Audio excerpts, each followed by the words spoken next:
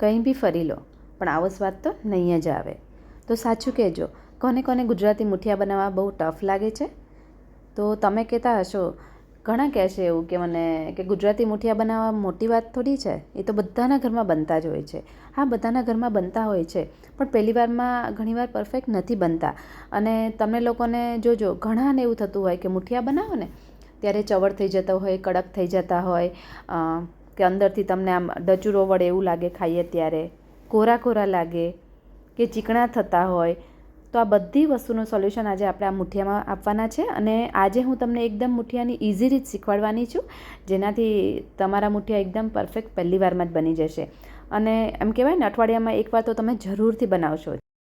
તો અહીંયા મેં 200 ગ્રામ જેટલી દૂધીને આ રીતે એકદમ પ્રોપર ધોઈ લીધેલી છે. પછી એની છાલ ઉતારી આ રીતે કટ કરી મિક્સર જારમાં એડ કરી દીધેલી છે. તમને એવું થતું હશે કે આવી રીતે કેમ કરે છે? તમે છીણીને પણ કરી શકો, પણ મેં એકદમ જલ્દી બનાવાય એટલે મારી પાસે અત્યારે ઓછો ટાઈમ હતો અને મારે જલ્દી બનાવતા, તો મેં આ રીતે મિક્સર જારમાં નાખી દીધેલા કટ કરીને. અને 2 ઇંચ જેટલો આદુનો ટુકડો લીધેલો છે, એને પણ આ રીતે કટ કરીને નાખી દઈશ. એના હું થોડા નાના ટુકડા કરીશ, જેથી કરીને આખા ભાગું આદું ના આવે મોઢામાં.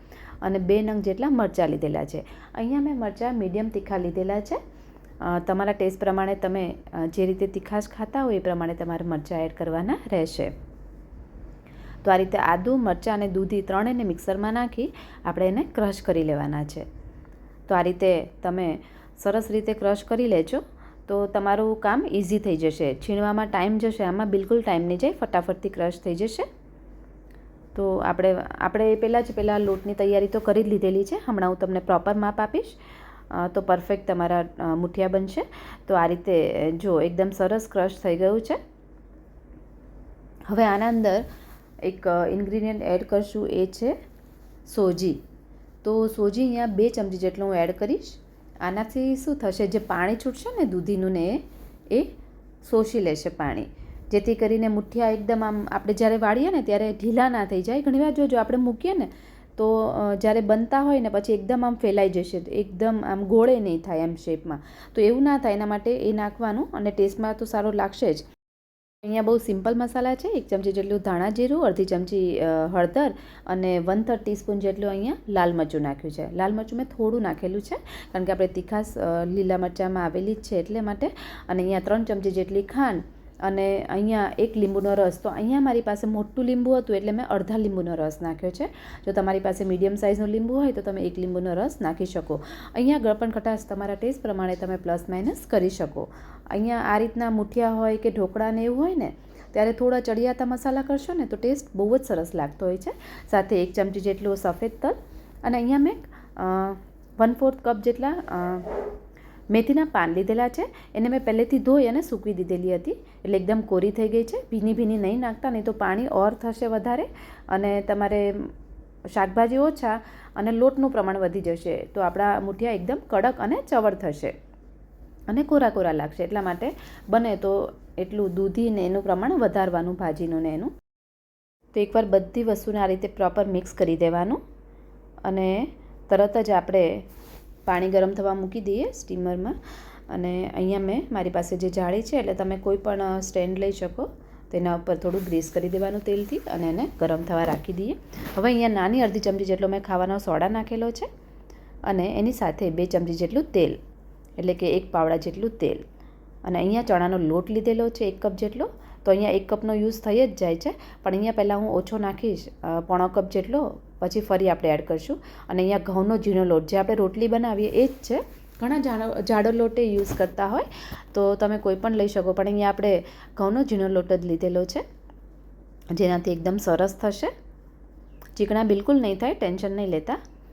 અને આ રીતે એને પણ મેં 1/4 કપ નાખી થોડી વાર માટે, એટલે મતલબ થોડો રહેવા દીધો છે. અને અહીંયા થોડી કોથમીર નાખી આ રીતે લોટ ભેગો કરવાનો છે. અહીંયા લોટને બાંધવાનો નથી, ભેગો જ કરવાનો છે, કારણ કે ચણાનો લોટનું પ્રમાણ આપણે અહીંયા વધારે થોડું રાખ્યું છે, તો એનાથી બંધાશે નહીં લોટ. આ રીતે તમને ચીકણું હોય ને એવું લાગશે જો આ રીતનું. તો જેટલો લોટ બચ્યો હતો એ પણ નાખી દીધો, એટલે ટોટલ 1 કપ જેટલો ચણાનો લોટ અને સાથે 1/2 કપ જેટલો, એટલે ફરી મેં અડધો કપ જેટલો ઘઉંનો લોટ નાખ્યો છે ઝીણો. તો અહીંયા ટોટલ 1 કપ ચણાનો લોટ અને 1/2 કપ જેટલો ઘઉંનો લોટ લીધેલો છે. અને એને આ રીતે એકદમ એકરસ થાય એ રીતે મિક્સ કરી દેવાનું, જો આ રીતનું. ભેગો કરી દેવાનો આ રીતનો. તો આ રીતનો ભેગો થઈ જશે ને સાઈડમાં કરી, એટલે આ રીતે થોડું ઢીલું રાખશો ને, એકદમ લોટ કઠણ બાંધશો, મતલબ આપણે કેમ લોટ બાંધીએ એ રીતે કરશો ને તો થોડાક કડક થશે, પણ આ રીતનો થોડો ઢીલો રાખશો લોટને તો એકદમ સોફ્ટ થશે.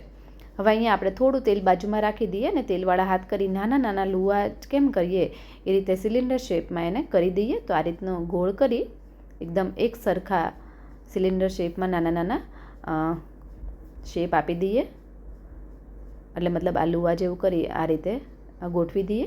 તો અહીંયા તમે મોટા પણ કરી શકો, પણ અહીંયા અમે પતલાને નાના કર્યા છે જેથી કરીને અંદરથી બિલકુલ કાચા નહીં રહે ને જલ્દી ચડી જશે.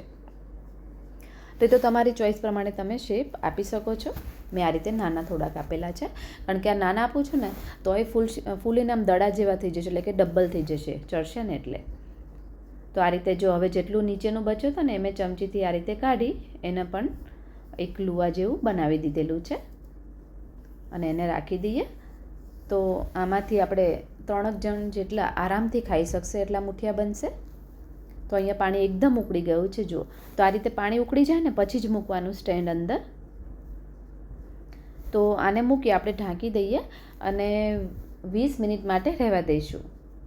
20 મિનિટમાં એકદમ પરફેક્ટ ચડી જશે. ઘણીવાર 15 મિનિટ ઘણા રાખતા હોય, પણ ક્યારેક અંદરથી કાચા જેવું લાગે, કારણ કે આપણે ઘઉંનો લોટ પણ આમાં નાખીએ છીએ એટલા માટે.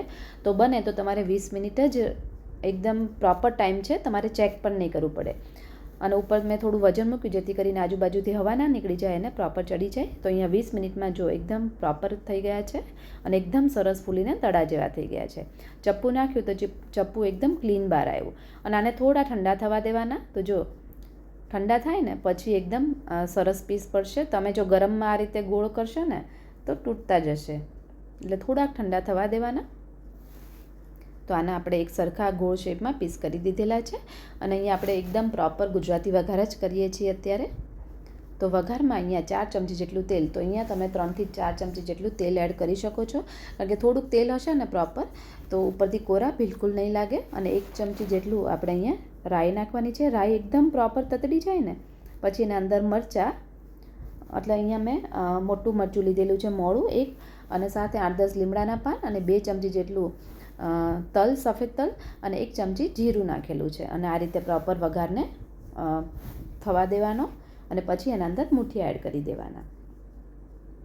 વઘાર ઉપર નહીં રેડવાનો, જે રીતે આપણે ઢોકળા કરીએ છીએ એમ નહીં, પણ મુઠિયાને જ વઘારની અંદર નાખવાના અને પ્રોપર હલાવવાના અને થોડી વાર માટે થવા દેવાના. સોફ્ટ તો એટલા બધા બન્યા છે ને, અને આ ગરમ ગરમ તમને આમનમ પણ ભાવશે, એટલા બધા સરસ બનશે આ મુઠિયા. અને ઉપરથી આપણે કોથમીર નાખી આ રીતે ઉપર નીચે હલાવી દઈએ. તો આ રીતે મુઠિયા હલાવવાથી એકદમ પ્રોપર વઘાર પડી જશે અને થોડી વાર માટે રહેવા દેવાનું છે. તો આ રીતે તમને આવી રીતે ના ફાવે એકવાર હલાવી પછી આ રીતે ચમચાથી પણ તમે પ્રોપર હલાવી શકો છો. ઉપર નીચે કરવાનું જેથી કરીને મુઠિયા એકદમ સરસ વઘાર સાથે ભળી જશે. તો આપણા સરસ મજાના ગુજરાતી એવા ટ્રેડિશનલ મુઠિયા બનીને રેડી થઈ ગયા છે. જો તમે મુઠિયા બનાવતા હોય તો એકવાર આ રીત જરૂરથી ટ્રાય કરજો. મુઠિયા એકદમ સોફ્ટ બનશે અને ટેસ્ટમાં તો બેસ્ટ બનશે જ. તો હું તમને દેખાડું કે કેટલા બધા સોફ્ટ બન્યા છે. અને હા, જો જેને મુઠિયા બહુ ભાવતા હોય કે જે લોકો ઘરે બનાવતા હોય એ લોકો કમેન્ટમાં એના નામ સાથે જરૂરથી કહેજો.